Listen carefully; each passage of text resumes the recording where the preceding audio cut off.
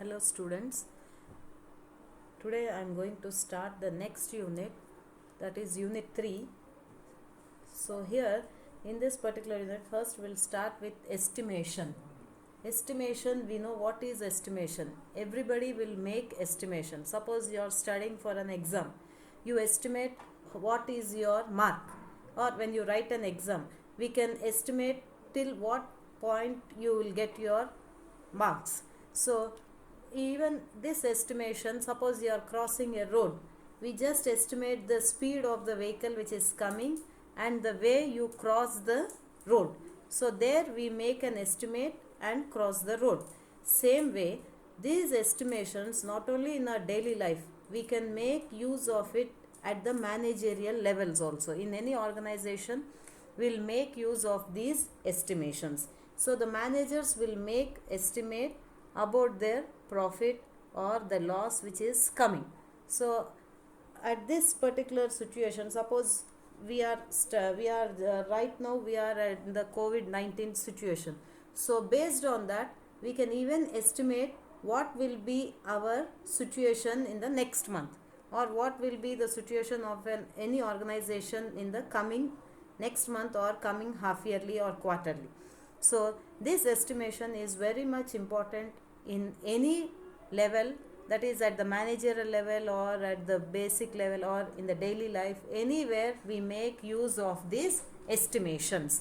Estimation ante approximately you will analyze and give a value, that is that particular value, the numerical value what we give to our that is a specific numerical value is called an estimate. So estimate will be the numerical value. And similarly, estimation. What is this estimation? Estimation means it is an sample statistic which is used to estimate population parameter. Used to estimate population parameter. This is a sample statistic which we use to make the estimate of a population parameter. Suppose I told you sample statistic means any measure of a sample. Suppose I measure the mean of a sample x bar. With this particular mean of a sample, I can give the value of the population parameter. Population parameter means population measure. So with this sample statistic, I can give an estimate of the population parameter, that is mu. Capital mu is the mean of the population, x bar is the mean of the sample. So the sample statistic, that means we are in the last class we have already discussed what are the sampling distribution of mean, the samples, what is the use of samples. So suppose you have divided the population into different number of samples. I have found out the mean of a particular sample. This particular mean, if I use to analyze or if I use to estimate the mean of the entire population, that particular thing is called estimation. That means with the help of the sample measure, you are estimating the population measure. With the help of sample measure, we are estimating the measure of population. So population measure ni you call it as parameter. Sample ki ఏది calculate చేసినా you call it as statistic. So రెండు same, but for sample you call it as statistic. If you are doing it for a population, that you call it as parameter. So here small x bar will be the sample statistic because this is the mean of sample, and capital mu will be the value of population parameter, population mean anamata. So you call it as population parameter. So whatever value you are using to estimate the value of population, sample value use chesi you estimate the population value, that is called estimate. That is called estimation. So the sample statistic which is used to estimate the population parameter is called estimator. So estimator, and with the help of this x bar, you are estimating the value of mean, mu. So say next we come to estimate. Estimate means it is the numerical value of our estimator. అంటే ఇప్పుడు X బార్కి ఒక numerical value ఉంది, మ్యూకి ఒక numerical value ఉంది. So that numerical value is estimate. So suppose I give this as 7. So this 7 is the estimate, the numerical value of our estimator is estimate. So estimation is required in our daily life. So not only in our daily life, at any level of management you can make use of this estimation. So here first in estimation, first is estimator, that is whatever sample statistic you use to estimate the population parameter is an estimator. Ikkada sample mean is the estimator. ఈ sample mean use చేసి you are finding the mean of the population. So estimate అంటే ఈ whatever numerical value you have for an estimator is the estimate. So next is you have two types of estimates. One is the point estimate, other is the interval estimate. So point estimate అంటే single value, point అంటే ఒక single.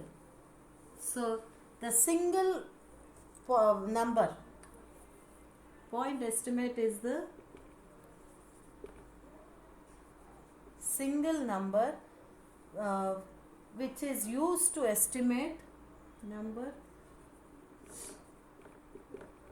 which is used to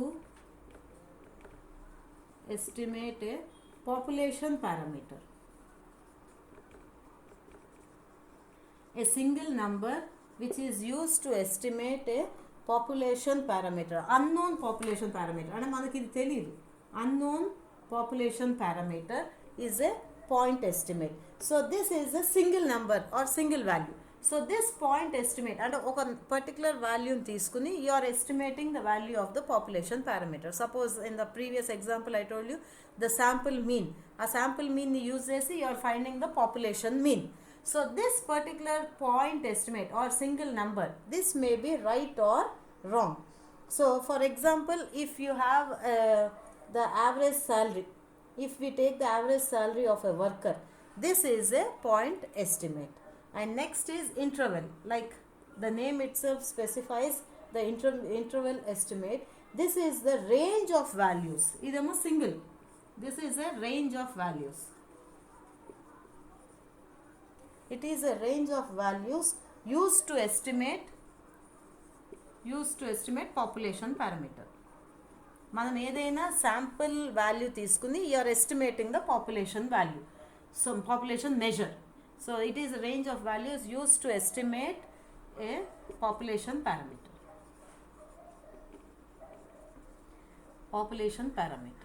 So this here you take a range of values. In the point estimate you take a single value. So single value you take it as a estimate to find the value of the population parameter. Here you take a range of values to estimate the population parameter. So here in the interval estimate it indicates the errors in two ways. So first demo, it is the extent of range. మనకు ఒక extent of range ఉంటుంది. So you have to take this correctly or else it will be wrong. And the second is by the probability of the true population parameter lying within the range. So for example, if you take the estimate of average salary of a worker, it can lie between 500, suppose I say it is between rupees 500 to 600. So this is the interval estimate. So this the probability of true population parameter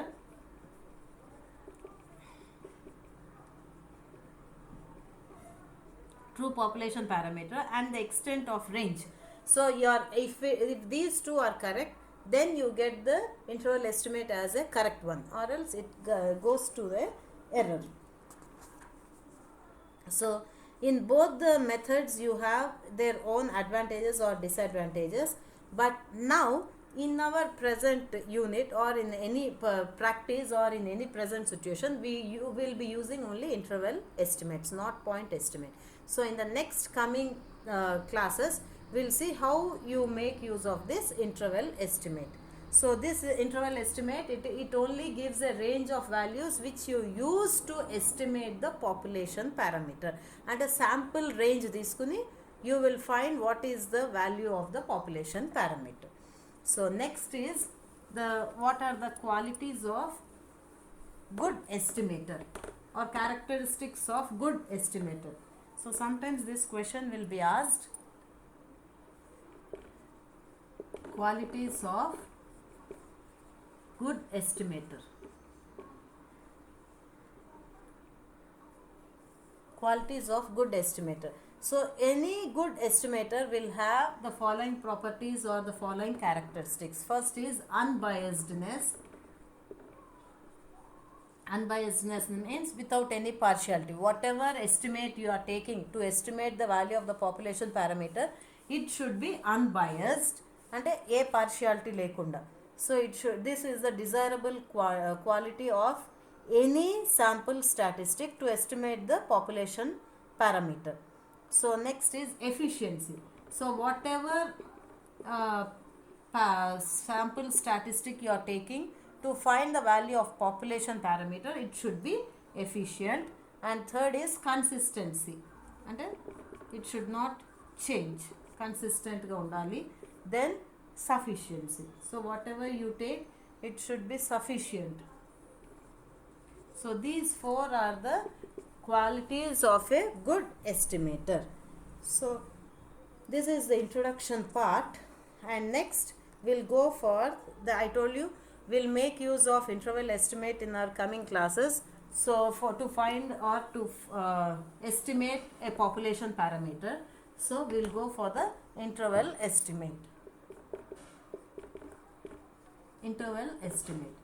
So here this interval estimate, see, point estimate are the single values used to estimate the population parameter, but in this interval estimate we take a range of values within which the population parameter is expected to lie. And sample lo you take the range of values and you find the value of the population parameter. So in this point estimate, we do not know how much error is associated with the estimate. Point is a single point you are taking, so you will see whether it is right or wrong. Only that, if it is wrong, that single point value is wrong. But here in this interval estimate, it is only a range of values, so you cannot see how much error is associated with this particular estimate. So this error can be shown in interval estimation.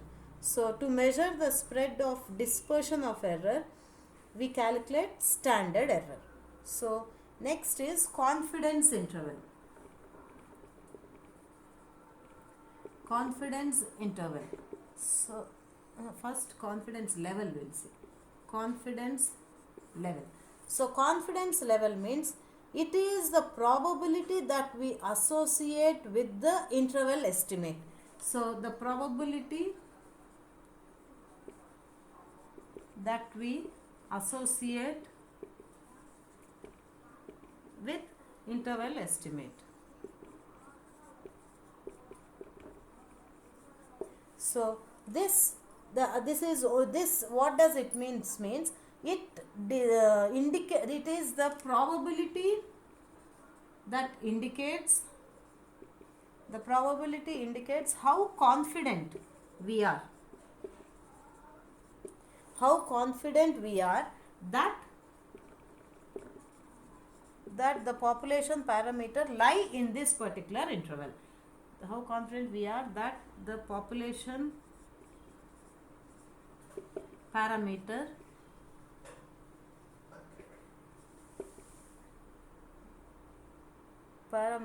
lie in the interval. So ఇదేంటి confidence level. Confidence అంటే మనం ఎంత కాన్ఫిడెంట్గా ఉన్నాం. So here you are using this a range of values in the interval estimate. You use a range of values to find the value of the population parameter. So here in confidence level means it is the probability that we associate with the interval estimate. So and manam oka probabilistic values we are seeing how much confident you are that the value of the population parameter lie in this particular interval. అంటే మనం ఒక confidence level ఇచ్చాము అంటే, suppose I say my confidence level is 90. That means I am 90% confident that the value of the population parameter will lie in this particular range. So suppose I say 95%, 90%. So normally in the problems we make use of 90%, 99%, 95% confidence level. So this is only saying your confidence level. Suppose I say I wrote my exam and I am 90% confident that I will get 100 marks. So it represents your confidence. So same way, this confidence level, it represents the probability that indicates how confident you are that the population parameter lie in the interval. Suppose I say 95% confident. So you are giving an interval range. So you are saying that your confidence is 95% that the value of the population parameter will lie in this particular range. Suppose I say between 10 and 30. So that means my value lie between 10 and 30 and I am saying with 95% confidence level. So this is only the probability which indicates how confident you are that the population parameter lie in that particular interval. So normally we represent it as 90%, 95%, 99% in the problems.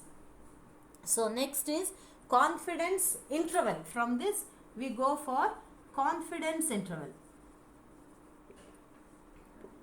With this we go for confidence interval. So this is only a range of values with some designated probability that that it is including the population parameter.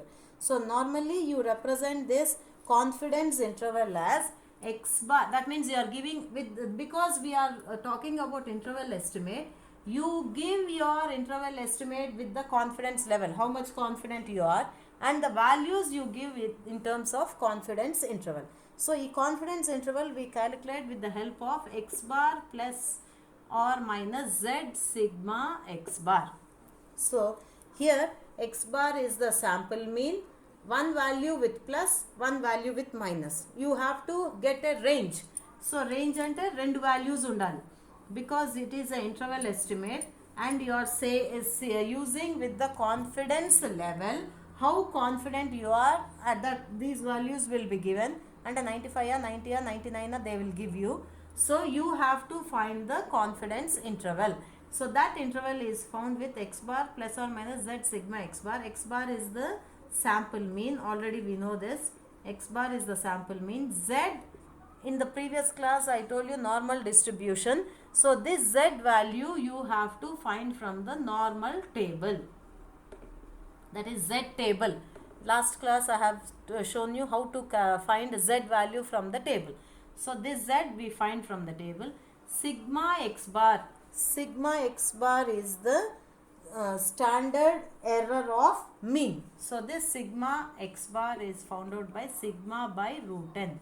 Sigma is the standard deviation and root n is the sample size, and sigma x bar is the standard error of mean. So with this we find the interval estimate. Okay. So x bar, this is the formula we will be making use in the problems. X bar plus or minus z sigma x bar. So in the problem they will be giving you the confidence level and sample mean, and this is standard deviation. With that you have to find the intervals, one with plus, one with minus.